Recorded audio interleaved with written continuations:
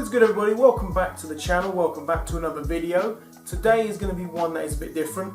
It's nice weather outside, but I haven't really got a lot to do to the car at this moment in time. So today I thought I'd do a different kind of video, and if it goes well and you guys enjoy these kinds of videos, then I'll go ahead and do some more videos like this. So in today's video, I'm going to go through every single car that I've owned since before I was driving and since I've passed my driving test.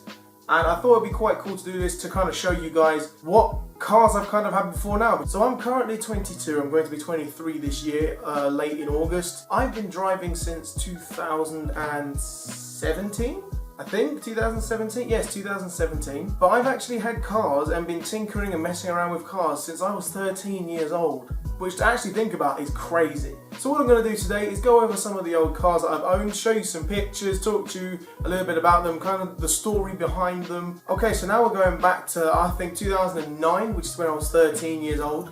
And I had some neighbours that had a little old car just sat around in their driveway, and it had been there for ages and it hadn't moved for as long as I can remember. So at this point I was going into my final year at high school, and over here in France they do like a work experience, which in the UK they do as well, and they do like 1 week's work experience where you kind of get an idea of what kind of career you want to follow after high school. And at this point in time I really wanted to be a mechanic. So I was thinking, what better way to train to be a mechanic than, besides doing a week's work experience, which by the way was absolutely awful, than to get an old banger like a little car that probably doesn't even run, and then just take it apart and fiddle around with it and have a laugh and see if I can learn anything myself. Which is exactly what I did. I went up to my neighbour's house and I asked them if I could have the car, and they said they were going to scrap it, so they'll give it to me for nothing, because I told them I wanted to learn, and they was like, here you go, it's all yours. And the car in question is in fact a little white Citroen AX. I'm just looking at that picture now. God almighty, what was I wearing? What was I doing? Did I think I was cool or something because I had a Citroen? So for those of you who don't actually know what it is, it's a Citroen AX. It was a diesel, I think it was a 1.1 diesel, and I fell in love with this car when I first saw it in his driveway. Like, after I passed my driving test, all I ever had were big cars really up until now. But before then, I always wanted like a small car, small little hatchback, something that I could race around in and have a laugh in. So when I got the opportunity to grab this car, I thought that it would be absolutely brilliant and it would be an awesome experience to try and take it apart and fix it and try and solve the problem that it had. The problem that it had turned out to be a head gasket, so I ordered a new one of them from a auto parts company in the UK.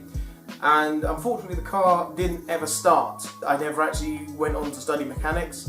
And the car just sat there, I didn't do much with it, and so we called the scrap man, and unfortunately the car went to the scrap heap, along with my cousin's Renault 5, which he'd also managed to get hold of for free to teach himself mechanic. It was a real shame because I loved everything about that car. It was so cool. I mean, I would just sit out there with the radio on, blasting some dubstep tunes. Bear in mind, this is 2009. Also, as you can see on the picture, it's got some silver hubcaps, some grey plastic hubcaps. They're hubcaps I actually spent 15 quid on. I spent 15 euros on them out of my own pocket money that I was getting at that time, because of course I was 13, I didn't have a job, I didn't have any kind of money coming in, and I went and spent my pocket money on those hubcaps, and now that I look at them, they look a bit crap, don't they?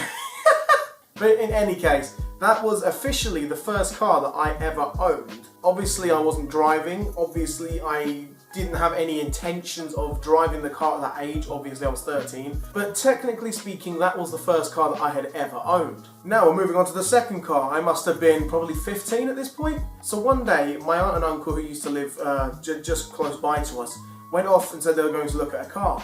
And they came back with a gold Seat Ibiza from, I think it's 1989. I'll whack a picture up on screen of it. This is the car that they came home in. It's such a cool little car. It was so sporty, it looked cool, and I loved everything about it. I said, it looked so cool, and they kept that as a little runaround for, I'd say, about a year. The thing that was quite cool with this car is that it was retro, but it also felt quite modern, and it was as fast as a modern car. There was one day that my aunt ended up going and buying another car after that, and that car was just sat on the driveway not really doing much. So I said to her as a joke, oh, I'd love that for like my birthday present or a Christmas present or something. I was saying it as a joke. And she laughed along with it, and that was all fine.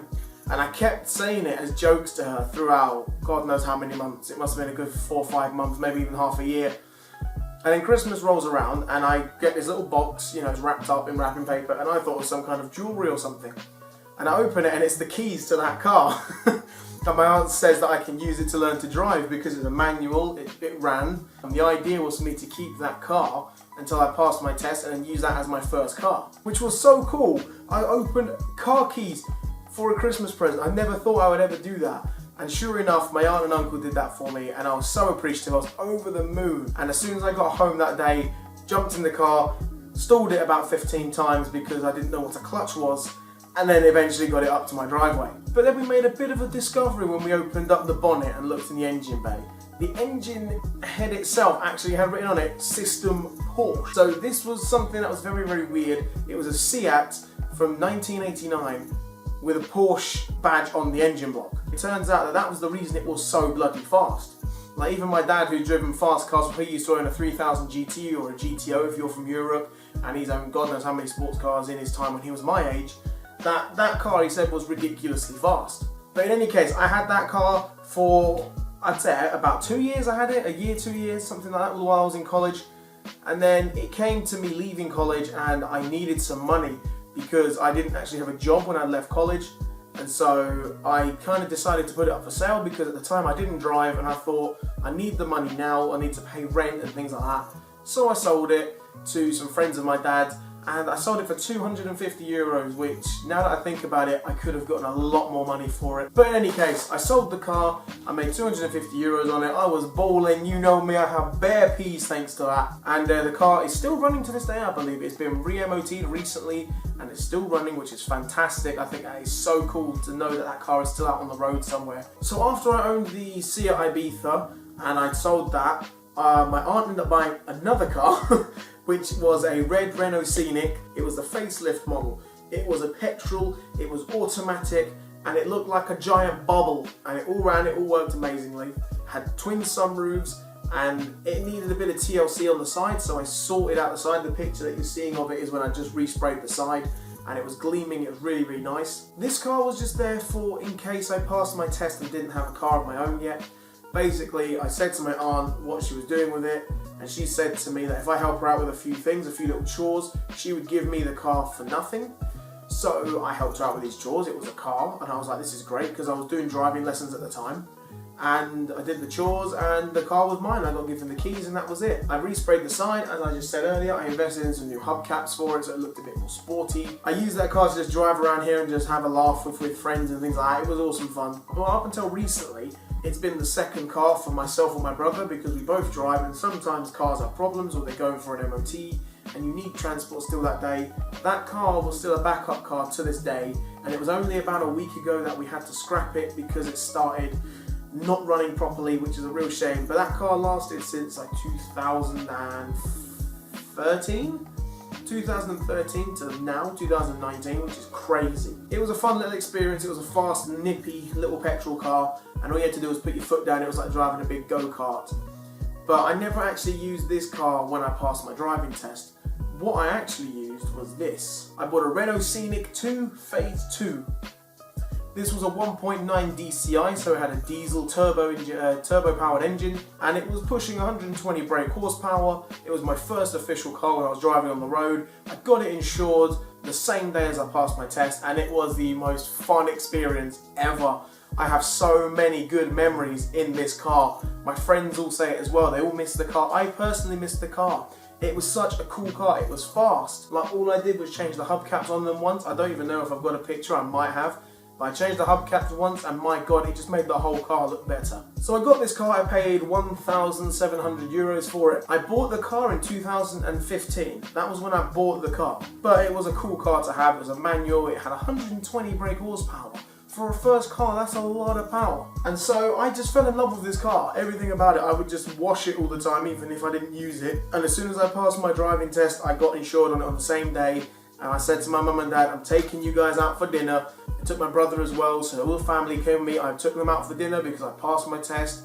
I took them down to a gig as well. One of my friends was playing a live gig. So we went down there as well, had a good time, and it felt so good for me to be driving everyone about. It was just so cool. The feeling when you first pass your driving test, how cool it is that you can get in this car without a driving instructor badgering in your ear to just go where you want. They do say you always remember your first car, and I do. I remember all the memories of it fondly. All my friends do as well. You know, the road trips that I took in it with my friend George.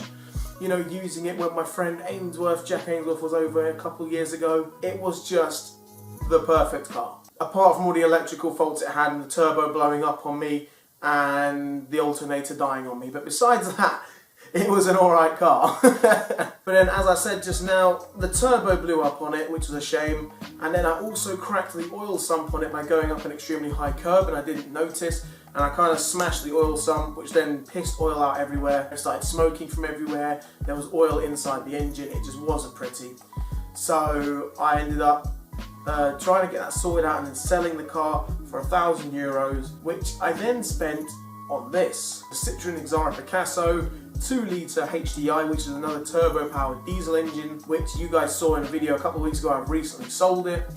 And that car I had for a good year and a half, I would say. I bought that in 2017. So the Citroen was a car that I kind of didn't want to buy, but I kind of had no choice. Basically, at the time I was unemployed and I had just got an interview for a job working in a builder's merchants, and I needed to get there. It was about a half an hour, 40-minute drive there and back. So at the time I was with my girlfriend, who's now my ex-girlfriend.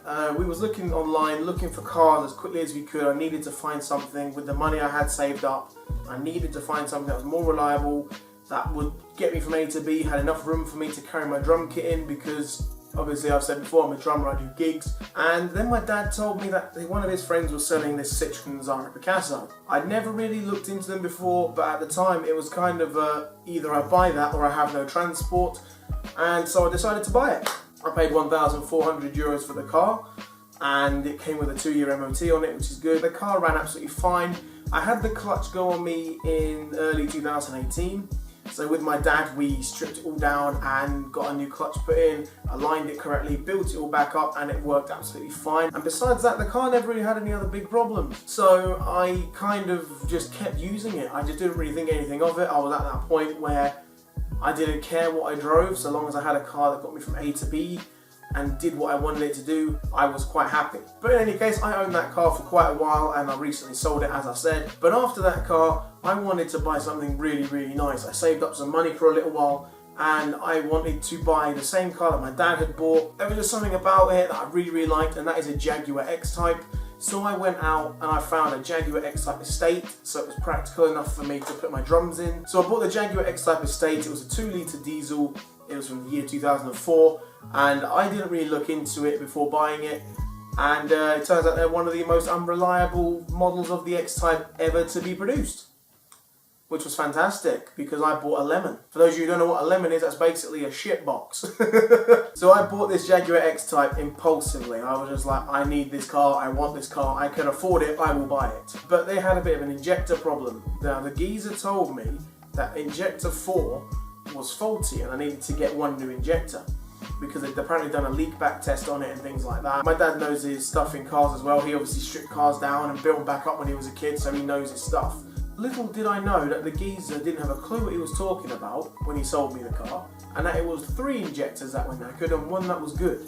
1 injector had been replaced, brand new, you could see when we took them out, and the other 3 were completely knackered. They were about €350 per injector, and I did not want to spend £1,000 on 4 injectors on this car, because for one, I didn't have £1,000 to spend on this car, and second of all, I didn't want to spend £1,000 on injectors and then start it and still have the same problem and then have wasted £1,000. So I was left with a bit of a dilemma. Do I invest the money that I have saved up into a brand new engine and drop a new engine into this car, sort it all out from there, or did I sell it and purchase another car in place of it, which I knew didn't have any problems? It was honestly a very difficult decision because the X-Type is one of my dream cars. I've always loved them since my granddad bought one, and then my dad bought my granddad's one before he passed away last year, and then I've always wanted one myself, and I found one in this lovely blue colour as you've just seen in the picture, and I was really, really struggling to decide what to do. But in the end, I ended up selling the car.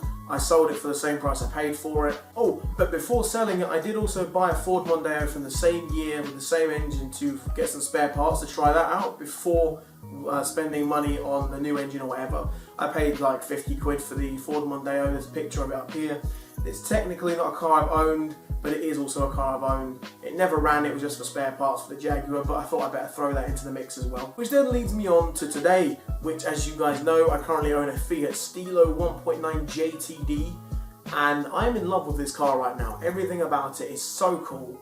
I love the look of it. I love how fast it goes for such a little car. It's got 115 brake horsepower and it weighs practically nothing. This is the first car that I've properly owned besides the Jaguar that has leather interior, that has dual zone climate control, that has a decent stereo system, that is probably the most modern car I've ever bought, because whenever people talk about Fiat, there's always a running joke of, fix it again tomorrow. But I haven't had to do that.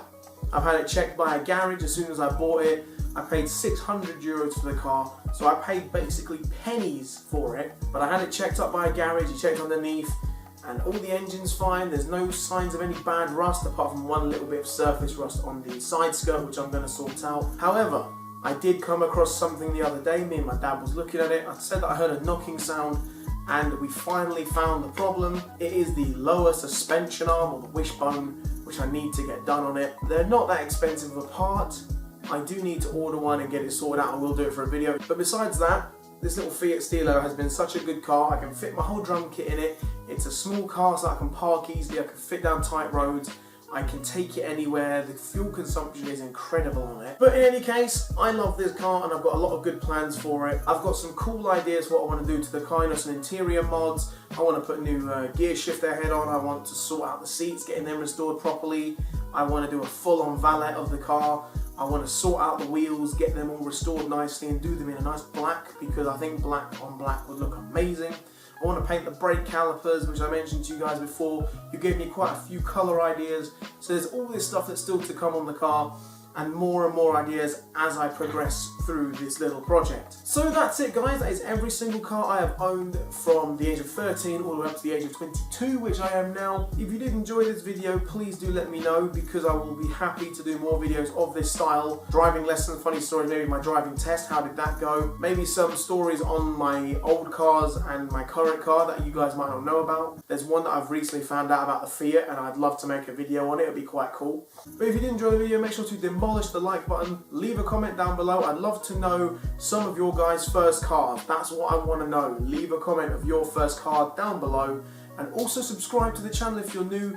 We're building up subscribers. We're on 65 now, getting closer to 100 every day, so thank you guys for that. Thanks for checking it out. I will see you guys very soon. Bye.